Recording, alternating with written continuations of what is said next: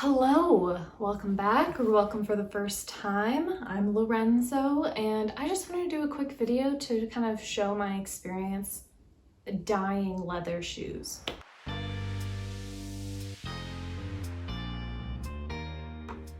So I love thrifting and I rarely find shoes that work for me at the thrift store, but sometimes I do, and maybe they're not the perfect color. Or maybe they're just a color that looks like a band-aid. Or maybe they're a color that looks like my skin, so it looks like I'm wearing my own skin on my feet. So I wanted to take some Oxford Dansko shoes that I got. They look very similar to these ones here. And I wanted to try and dye them. So I'm just gonna go through the process of, how that went. Here you go. So here are the shoes before. They're in pretty, I would say, like new condition for being thrifted. And the color is just too light for what I tend to like to wear. It's pretty much the same color as my skin, so I feel like it looks weird when I'm walking around with skin colored shoes. So the first step you're going to want to do is fill them out with some newspaper. This just helps avoid, wrinkles when you're putting on the dye. Next, you're going to want to strip the top layer of polish off the shoes, which you can do with just nail polish remover and some cotton swabs. The polish is what keeps the kind of color set in the shoe, and so you wouldn't be able to dye them without doing this step. Because you're going to want a really even tone with your dye, I would recommend doing this step really thoroughly, like maybe go over the shoes twice. And at least for these shoes, when I was taking them off, it did kind of leave a darker color on the shoe in some spots, which was interesting. So after you do a few times over with the nail polish remover on the shoes, you're going to want to let it dry for a couple hours. And then when you come back, your shoes should feel pretty dry. Like the leather should not feel conditioned. It should feel, a little bit rough.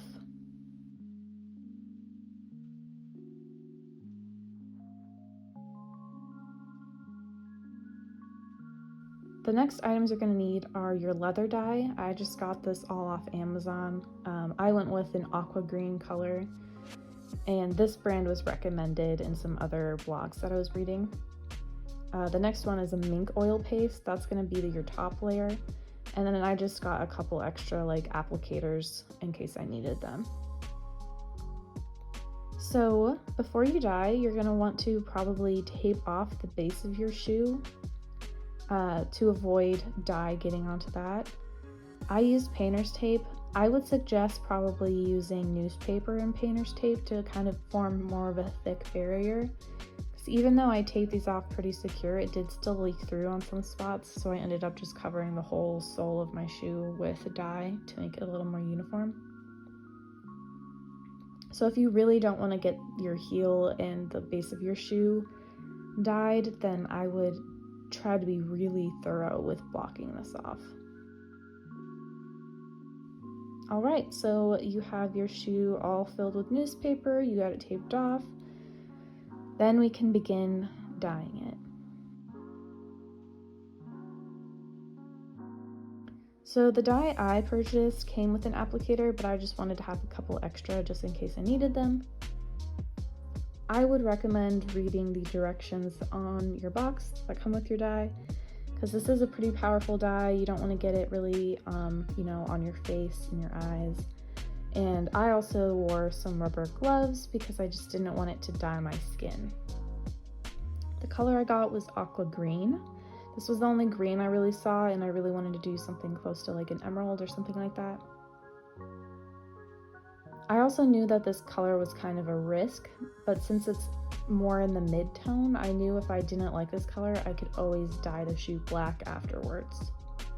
When you're ready to start, I would recommend soaking your applicator so it's really, absorbed a lot of dye before you start smoothing it on. It really goes a long way, so I didn't have to dip it back into the dye that often. maybe a couple times for one shoe. Make sure you move around any flaps of the shoe to kind of make sure you get all the surface area, especially if your shoes are like mine that have laces. You're going to need to get in between the areas where they overlap.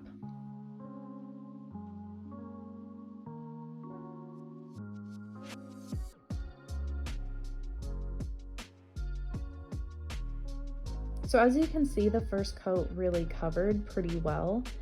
I believe I did 2 or 3 coats for these shoes.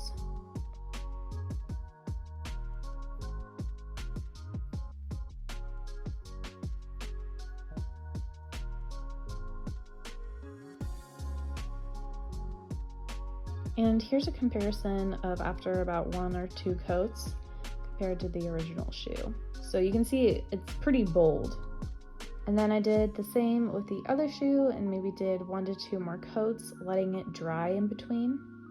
The final step was to put the mink oil paste all over them. That's going to be sealing in the color and making them waterproof for the most part. And for that, I just used a paper towel and then put the mink oil over. Then we have the final shoe.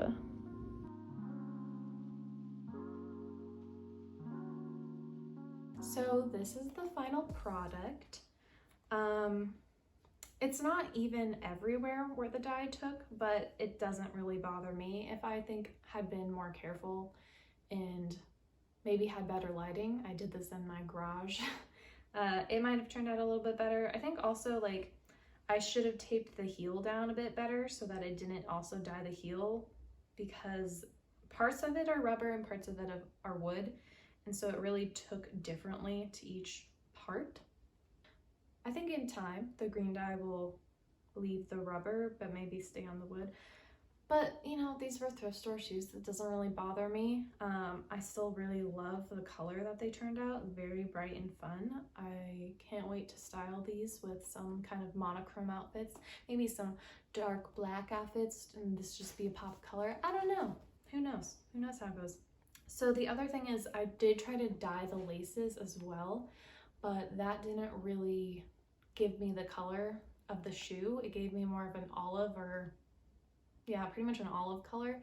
And that does not go with my, you know, blue jade shoe. So I ordered new laces. This was a challenge. I ordered 1 pair of laces first from, I believe it was Brooks Brothers. And online it looked like the exact color that I was looking for, and I was super excited.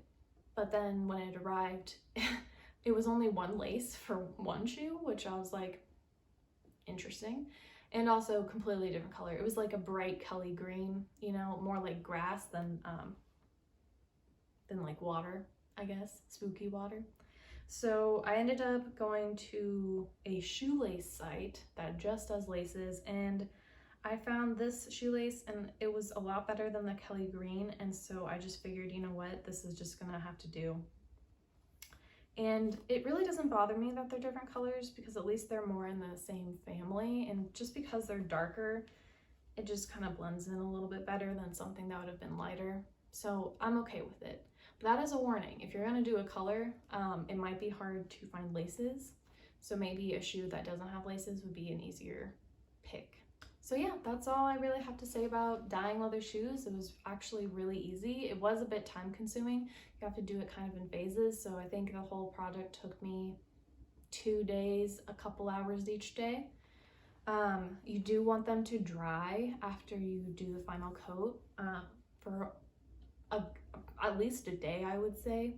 But once you kind of do a quick rub on them with some cloth or paper towels just to make sure all the dye rub off is gone, they're good to go. I've worn these in the rain, been totally fine. It's not like it leaked on anything.